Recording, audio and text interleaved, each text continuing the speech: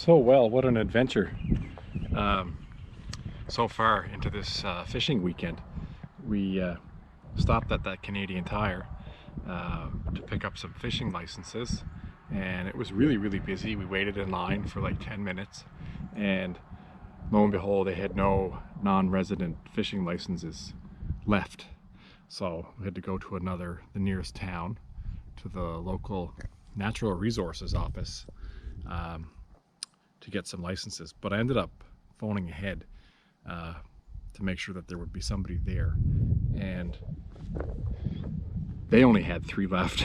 So it was kind of a scramble on a Friday afternoon to try to grab some fishing licenses. But we arrived there at about 3 p.m. and they had 3 non-resident fishing licenses left, and it was actually cheaper to buy the full season license rather than buy the single day. So I think it was $35 for a full season, so I can come back anytime and do some fishing in the province of Nova Scotia, which is awesome. I think the daily license was $13. So really, over a few days, you might as well just buy the full season. But anyway, I've arrived at this cabin here. Have a look. It is a rental, so I'm not going to show you exactly where it is, just to respect the person's privacy that owns it. You can tell that it's an older cabin. They're just trying to fix up, and they're doing a pretty good job. They've got some nice batten siding on the back and some solar panels. It's completely off-grid, this cabin. Completely off-grid. So they only rely on the solar. So it's my first experience with an off-grid cabin, and seeing as there's so many people out there on YouTube that are building them or living in them, I wanted to give one a try. Like, just to see if I could cope with living off of a battery. I have no intention to go, kind of and do off-grid life. I have a house already.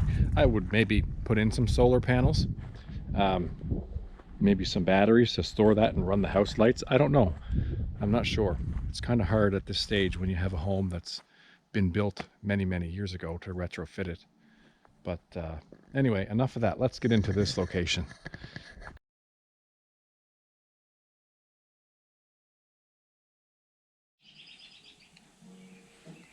This is just an awesome spot, I have to say. It's like hockey rink glass or something.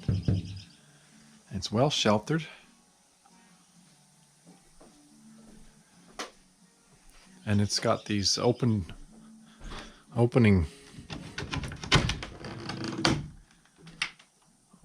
look at that. That's awesome. That's a really great idea. And there's a dock. I might bring a chair out here later and do a bit of fishing. Oh yeah, I can't see bottom, so she's deep enough. A few other properties around here, cottages and whatnot, but they're far enough apart that there won't be, it probably isn't a very noisy spot, I'm guessing. So I'm gonna just cast out here tonight and see what I can catch. This is a really nice sized lake.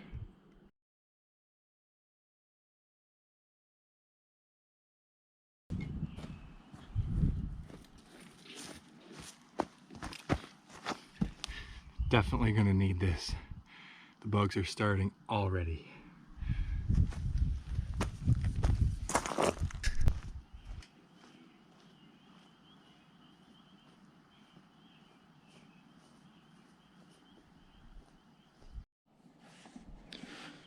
So the first thing I'm trying is just a simple old worm on a bobber.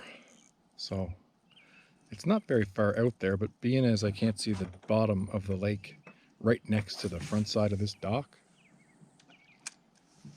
I'm hoping it's deep enough out there.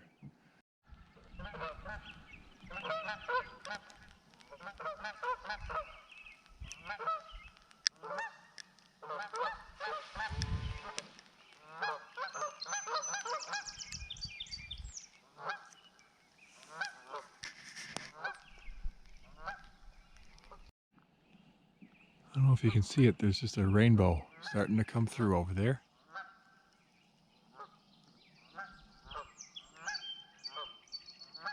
Beautiful.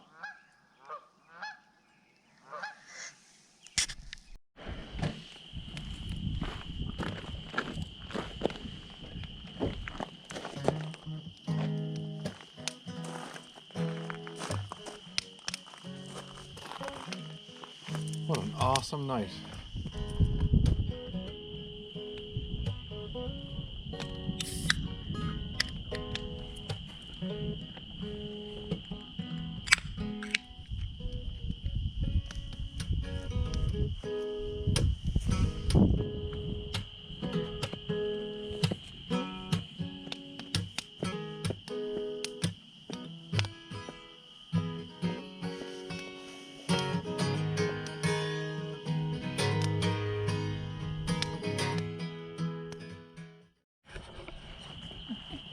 There he goes, Mr. Beaver.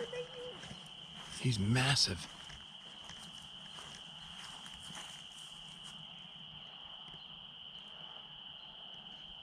It's hard to tell in this picture, or this video, but yeah, he's a good sized, healthy beaver.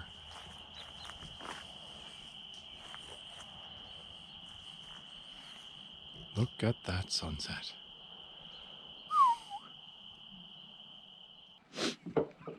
Well, good morning.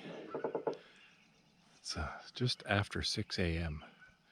and I'm out here trying some fishing now. I had zero luck yesterday at this lake. I did see one trout just over the edge here, but he was not on my hook. And I slept okay in this off-grid cabin. It's nice and peaceful out here, nice and quiet. We're about to have a goose fight, I think.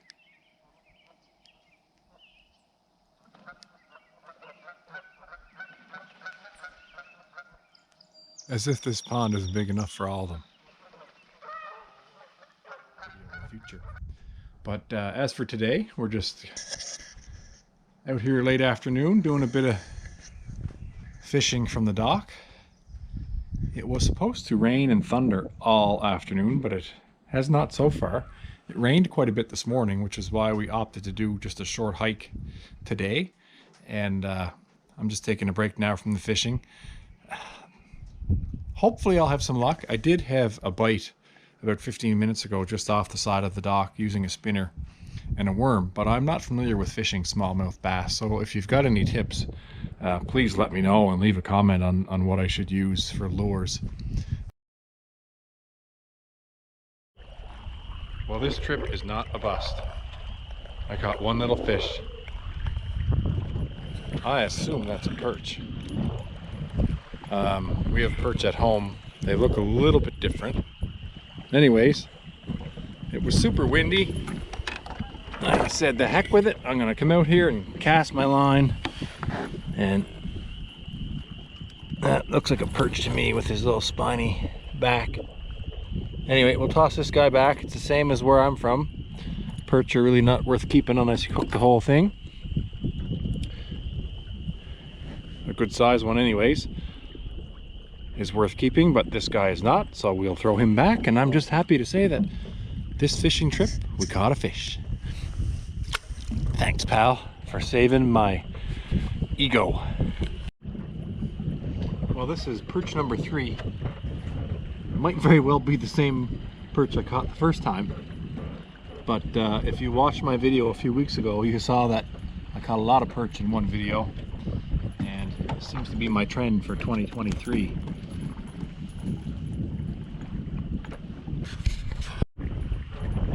Okay, it's not very often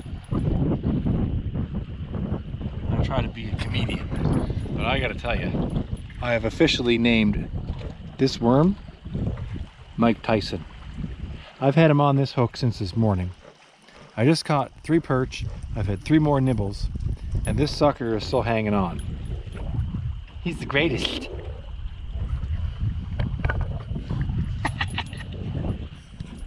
Holy, we just got another one. Look at the size of that sucker. Oh, that's gonna be, oh, never mind, that's all right. I really want to watch out for his That's gotta be a ways. smallmouth bass. Yep, that is. That is awesome. Hold him up. You can put your thumb in his mouth. Nice catch. Nice little smallmouth. I wonder how big he is. He's a 10-incher. Hey? 11. Maybe. That's awesome. They're going for what? This lure here, which is like a It's a diving lure. A little trout lure.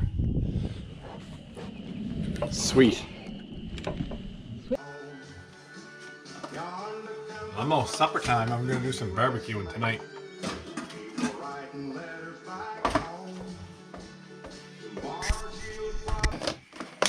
Vegetables that I'm going to roast or grill, I should say. Those have got to go on for 20 minutes, I think.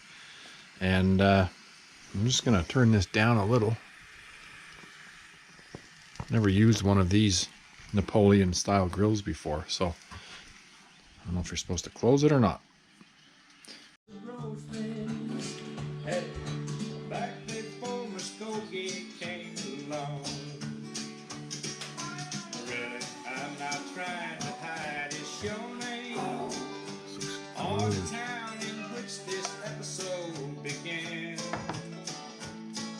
Salt.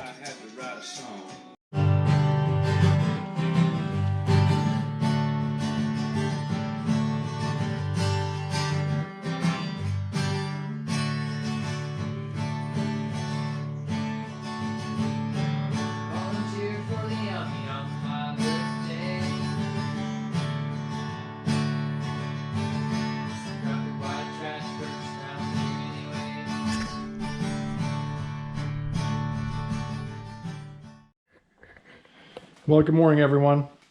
It's time to check out of this off-grid Airbnb cabin that I had rented for a couple of nights to do some fishing. And as you saw, it was nice. We caught a couple of perch and smallmouth bass off of the dock there last night. I tried again this morning at about 6 a.m. No, sorry, 6:20 till about 7, and I had no luck whatsoever. But that's the way fishing goes, as we all know. So, as I said at the start of the video, I wanted to show you guys how this cabin runs off the grid.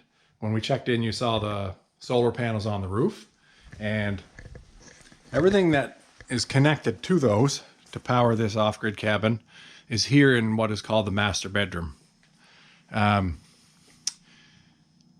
Which probably isn't ideal if you're going to do this yourself to live in full time.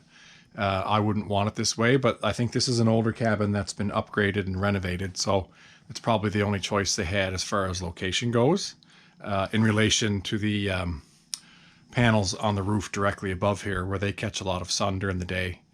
So you get your typical electrical panel. I don't know anything about this stuff. You guys probably know more than me if you're watching this video. And you know, your controllers, your inverters, and then this is the little information control box. The key thing that I wanted to take away from this was, you know, how much power you use when you're in a place like this.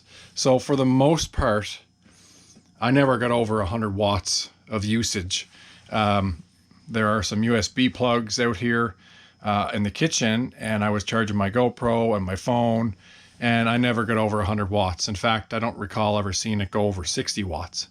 However, I don't know what kind of battery system this place has, but you can use the microwave here, and you can use the coffee maker, which I didn't use, but I did use the microwave and the toaster.